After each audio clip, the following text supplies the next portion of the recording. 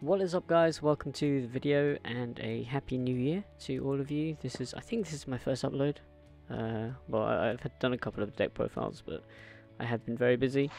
I've had another second baby over the Christmas period, so getting back into the swing of things, getting back into work now. So hopefully we'll start Meta Report next week. With expansion results as well, so hopefully that will be useful for everyone. But Bandai have dropped a new ban list ahead of set 9, so we are here to discuss that. I'm joined by Sandy. Hello, everybody. Who is out at the moment, but he's very kindly. Yeah, so I'll apologize for any background noise. Zeechan sort of threw it on me last minute, but I gladly obliged. So yeah, Sandy has very kindly agreed to join. So yeah, Banlist today. What were your first impressions? first of all, this caught me way off guard. Let's say, you know what, I'll bring this up on the screen. We'll run through this. So set 9 banned limited errata cards updates. So these are just the updates. Nothing else has changed from the previous one. So number 1, we have objection banned. And the reasoning is objection's existence affects every other card we design, greatly limiting future card design. Which makes sense, I think. Objection definitely, there have been a lot of ramp decks recently, since Shenron and Piccolo has ramp in it. There are a lot of decks with ramp elements, but I feel like the card itself isn't broken. It's an enabler, but it is a -2 from hand. Yeah, I've always been like, when everyone was on the ban objection like hype for Shenron ramp and all that, I didn't see it. Especially now. It just seemed like, for me, this is the weirdest card they could have hit, because it's a -2 from hand when they're trying to introduce hand control back into the format. Like you will see a card that has been banned, Tau, and it's like, this is a -2 from hand, so you don't want to use it against the hand control decks. But at the same time, I kind of get it, because they clearly don't want to take Goji to 7 out of the format. So this makes Goji to 7 a turn 5 play, and if you're in like a mirror match or something, it makes it a turn 7 play if you're up against like a UI deck or something like that, because they need to interact with the UI. Yeah. So it's sensible. But I mean, I think just, it's caught me off guard the most. For sure. Yeah. The reasoning they gave it's pretty reasonable, I guess. Yeah, I mean, some people have said, like, with Red Blue and Beerus being able to untap, like the new Beerus super combo being able to untap, it might make it better, but that's like a -3 to hand, which doesn't sound great to me either. With Invoker, it seems alright, because it was sort of, I'm trying to work with Invoker at the moment, and like being able to get Vegeta down on turn 3 with an extra energy open seems good. Just being able to use your very expensive extra cards earlier on without being forced to tap out is also good. So that might have come into effect, but I don't know, like, it's a -2 from hand. Anyone will be able to abuse that. So yeah, I feel like maybe objection's just a slightly outdated card design. I mean, even though it is a -2 from hand, decks now generate so much advantage that it's perhaps not such a big deal. Yeah. I mean, and then, like, if you want to run objection, you ideally want to run 4, so you've just taken 4 cards out of your deck for like a super clunky card. Yep. Maybe with the new TOP field spell, you can run 3 and like make it much more consistent. Yeah, possibly. I mean, but it's gone now, so. Yeah, I do agree that it's a weird timing to get rid of objection right now, but I'm not too fussed about it going, to be honest. No, neither am I. Yeah. Next one, again, not too fussed about this either. Unyielding Spirit Trunks. At one point, this was the king. And at a one of, it's good, but you don't really see it too often. So, and it can be quite powerful in the right scenarios. It's a good one of. I don't think it needs to get limited. Like, it's just like as a one of, it's not consistently seen. If you see it, you see it. But if they wanna ban it, their reason was Invoker, right? Yeah. Like that kind of makes sense if you have the Vegeta on board. Like a Royal Condemnation or an Emperor's Death being for one when you've tapped out at 3 for Vegeta is quite good. But yeah. I mean, Unyielding Spirit Trunks gets hit by the standard Borgus cards and the new Silver Bullets as well, because unlike Senzu Bean, which you can use on both turns, Trunks only works offensively. Yeah. But yeah, again, not too fussed about this. This seems it's fine. It was fine as a one-up, I think, but taking it out just as a precaution it's good. It's proactive, so kind of like that. Next up, Tien. Tien is banned. This card's effect creates one-sided and unfun play patterns, going against our goal to create an enjoyable game with lots of interaction and decision making. Well, I think when this card came out, everyone was just very surprised it was a 4-drop, which became a 1-drop. I mean, the strength of Tien isn't necessarily in its untap. It's that it's a 1 mana 15k. Yeah. Which is super duper strong. The untap is definitely useful against the blue decks. I wasn't expecting this card to get banned. I didn't think it needed to necessarily get banned. I understand all the blue players that wanted it gone, because it does pretty much ruin an archetype. Yeah, I do feel like the card, whilst not being super powerful in the format, it is by design quite oppressive. Yes, I'll agree with that. But since set 7, I guess, I've just been a hardcore red player, so I've always had the argument where blue players just need to learn to use their energy the same as everyone else, but when they're doing that, their effects just aren't as strong as something like red, so it makes sense it's gone.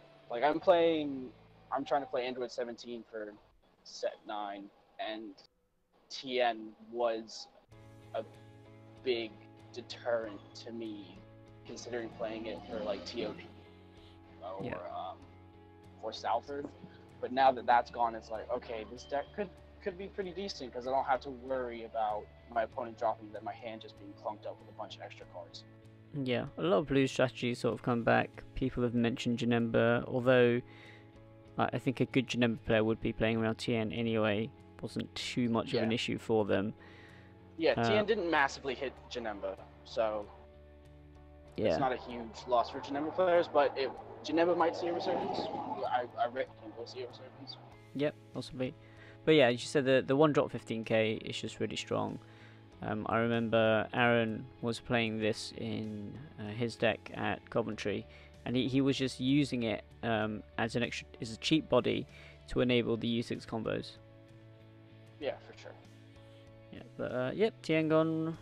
You have a set of judged Tiens, don't you?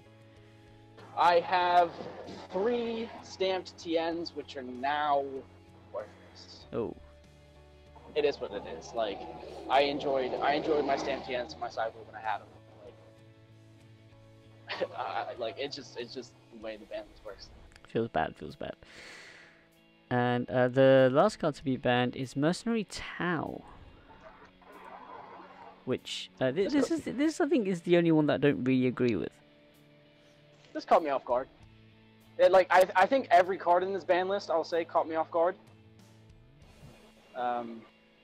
Like, this was completely unexpected.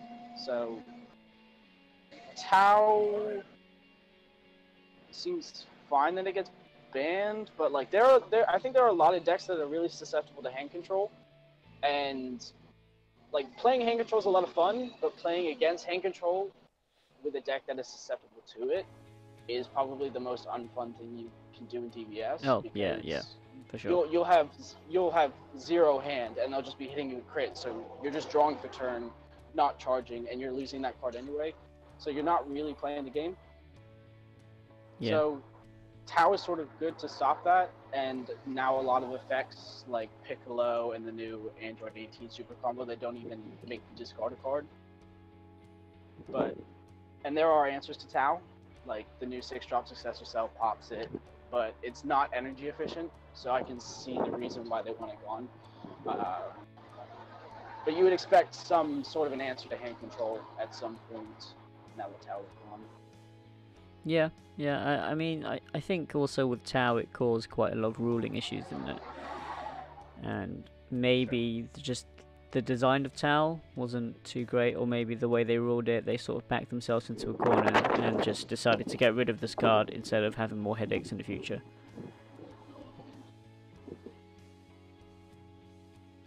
But yeah, the reasoning they gave for this was the same as TN, which, yeah, I don't really agree with it. I think they could have kept Tau in the game, but yeah, it is what it is. I mean, but like the thing with hand control is, I don't think it's ever been a top deck.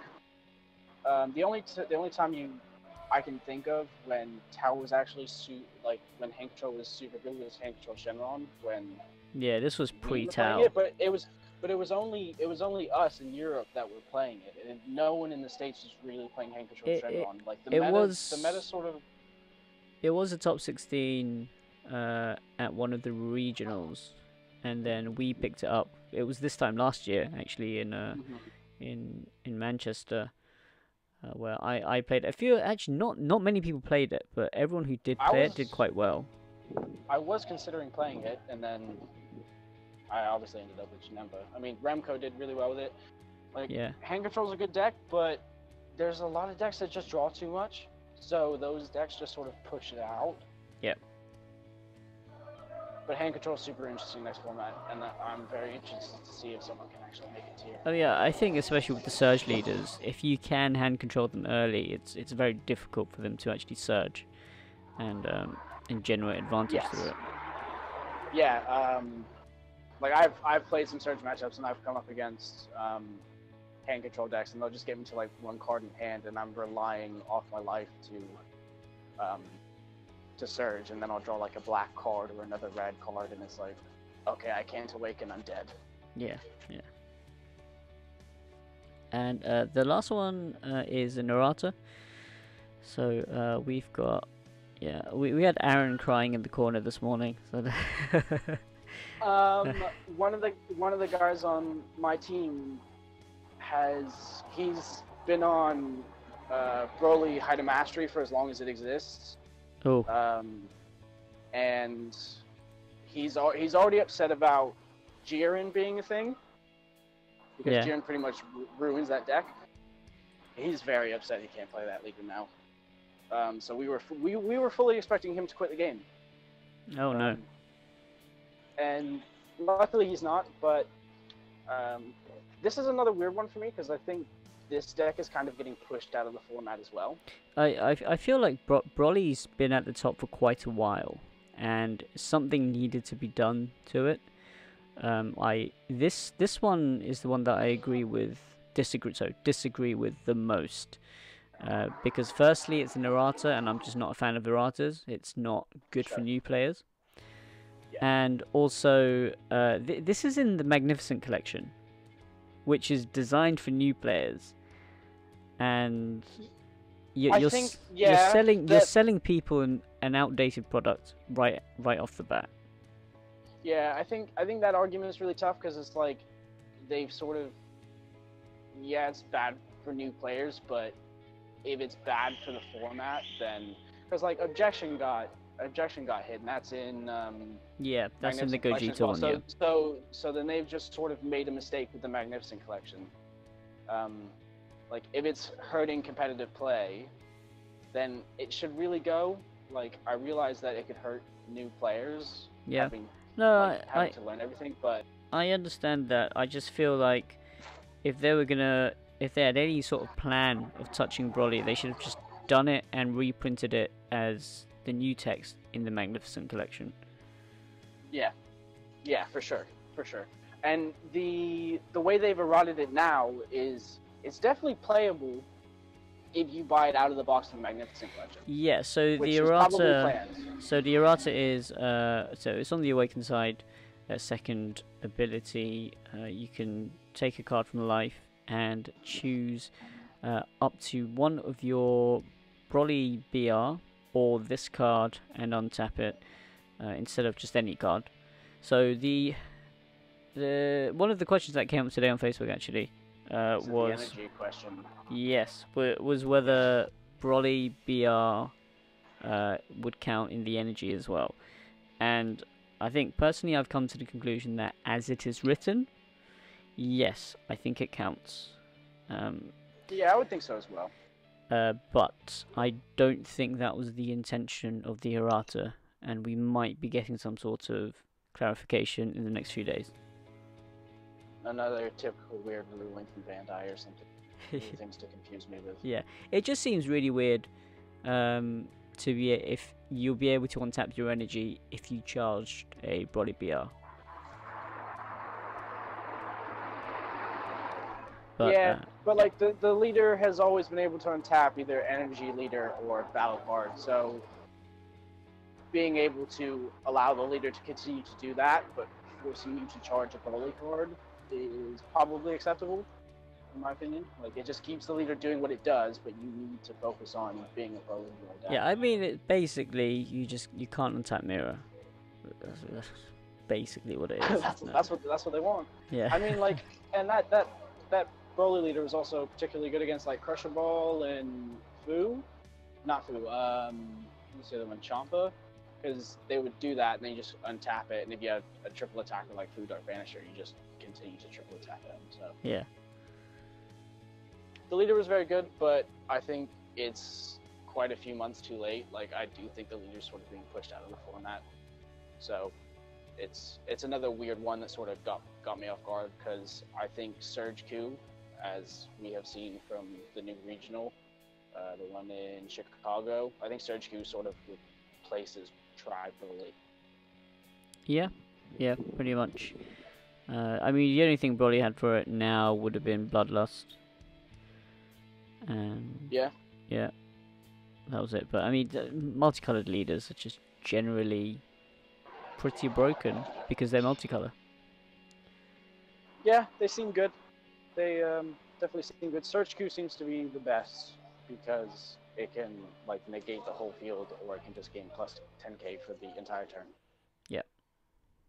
So it's a very good defensive leader. Like, they get to run Great Apes, and if they want, they can run very strong red control cards as well. So it seems to be a deck that wants to play in its opponent's turn and wants to be a strong control leader. But I haven't tested it too much, so we'll see. Yeah, we will see. Of course, our next big tournament is at the end of February in Salford. Make sure you get tickets to that. I'll leave a link to that in the description below, because tickets are already on sale. And I think we'll wrap it up here because something seems to be going down where Sandy is. Yeah, I'm in Newcastle. It's a bit rowdy. Well, yeah. What do you guys think of the ban list? Leave the comments below. Remember to like, share, and sub. And yeah, I will see you guys next time. Bye.